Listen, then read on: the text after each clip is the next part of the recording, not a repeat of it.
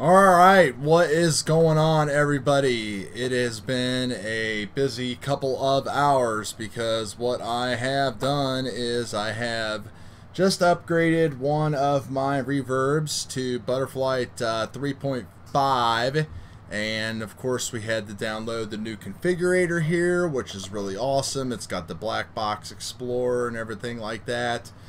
You know, this stuff just doesn't, it's gotten so much better over the years, but it's still just, there's little problems that you just have to deal with and work your way through.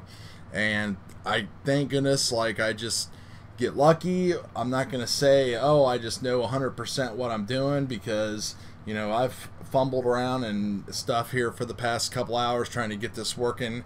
You know, the first challenge is getting your flight controller to reboot into DFU mode. I don't know why when you type BL it's supposed to reboot into bootloader mode, but none of my flight controllers do this. It seems that I always have to trick them somehow or use a driver fixer, something like that, to get them to come into DFU mode.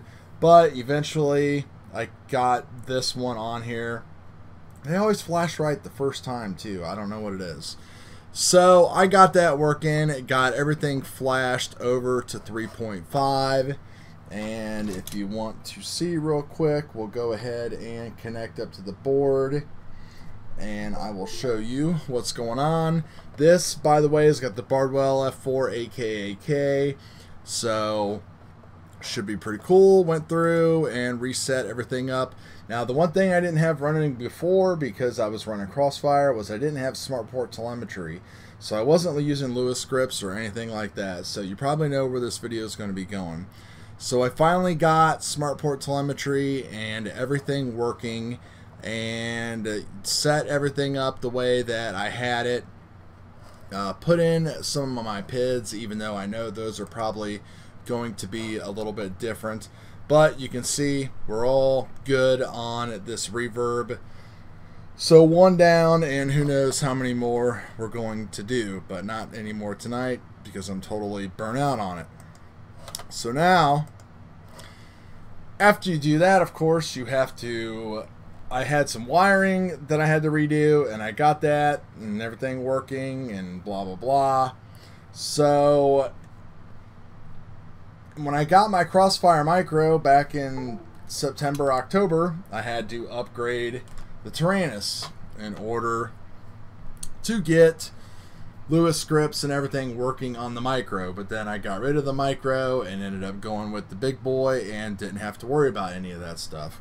Well, you're kind of losing out if you're not using Lewis scripts, because they have gotten so much more advanced. It's not just changing PIDs and changing VTX you know, channels and stuff anymore, which was great in its time, but now there's just so much more to it. So in order to get this, which is the Butterflight, make sure you can see this here, in order to get the Butterflight Lewis script working, which you can see is totally awesome, there's PIDs, let's see here, how page. There's your PIDs. There is, oh, the light. There's your rates. There is anti-gravity, set term. There is all of your gyro stuff. There is the Kalman values that you can change.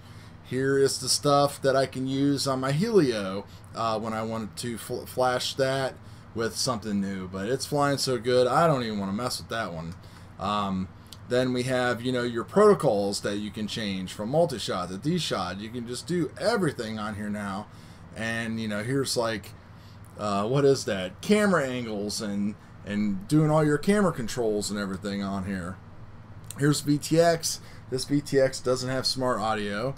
And then, you know, we're back to the PIDs. So you can go through and change all this stuff and make settings.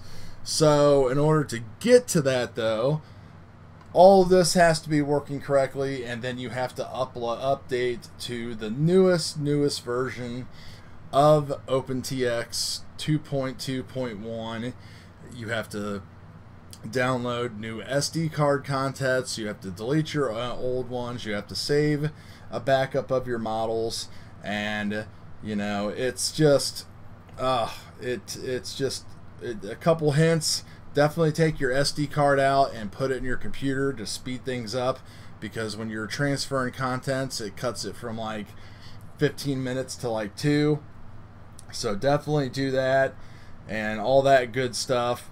But that's, you know, there's so many videos out there on how to do it, but I just wanted to let people know that yes, you can get through it. Don't be totally frustrated. You know, we're totally working here. Everything's just working. So, you know, I'm pretty happy about all this. So it took a little bit of time to get stuff going, but in the end, everything has prevailed. I believe this battery here is getting low, so but now all of my sound files and all that stuff are different because I was using a different sound package. So I'm gonna have to go through and mess around with all that stuff again, which stinks. There we go. We're arming back up. So all that, and it took about 3 hours and 15 minutes to get through something that shouldn't have taken that long at all. But hey, it's working. So we're gonna have some more quad and Butterflight videos coming out. I'm anxious to see how much better 3.5 is, or how it works on this particular ship, and you know, just kind of going from there. So keep an eye out on the channel. Just wanted to give everybody a quick update on all that stuff and how it works, and that'll do it. So we'll talk to you later.